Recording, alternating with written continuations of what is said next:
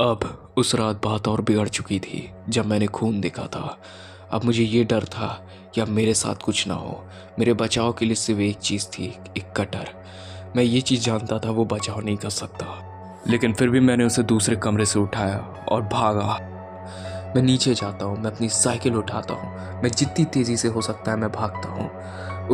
उस रात मेरे मन में बहुत सारे सवाल थे, लेकिन मेरे दिमाग में डर भी था, जिसके कारण मैं सिर्फ भागने पर ही ध्यान देता हूँ। मैं उस रात साइकिल से बहुत तेज़ भाग रहा था, इतना कि मेरे ब्रेक तक काम नहीं कर रहे थे। और उसी वक्त मेरी साइकिल एक पेड़ से जा लड़ती है। मेरी आँख एक कमरे में खुलती है जो बहुत सुनसान था। अंधेरा काफ़ी था, दरवाज़ा भी बंद था। एक खिड़की थी जिसे मैं खोलने की कोशिश करता हूँ, और जैसे ही मैं उस खिड़की को खोलता हूँ, तब जो मुझे उस वक्त दिखता है वो कुछ ऐसा था। अब उस रात बात और बिगड़ चुकी थी जब मैंने खून देखा था।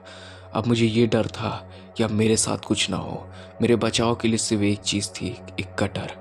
मैं ये चीज़ जानता था वो बचाव नहीं कर सकता, लेकिन फिर भी मैंने उसे दूसरे कमरे से उठाया और भागा। मैं नीचे जाता हूँ, मैं अपनी साइकिल उठाता हूँ, मैं जितनी तेज़ी से हो सकता है मैं भागता हूँ। उस रात मेरे मन में बहुत सारे सवाल थे, लेकिन मेरे दिमाग में डर भी था, जिसके कारण मैं सिर्फ भागने पर ही ध्यान देता हूँ। मैं उस रात साइकिल से बहुत तेज़ भाग रहा था, इतना कि मेरे ब्रेक तक काम नहीं कर रहे थे। और उसी वक्त मेरी साइकिल एक पेड़ से जा लड़ती है। मेरी आँख एक कमरे में खुलती है जो बहुत सुनसान था। अंधेरा काफ़ी था, दरवाज़ा भी बंद था।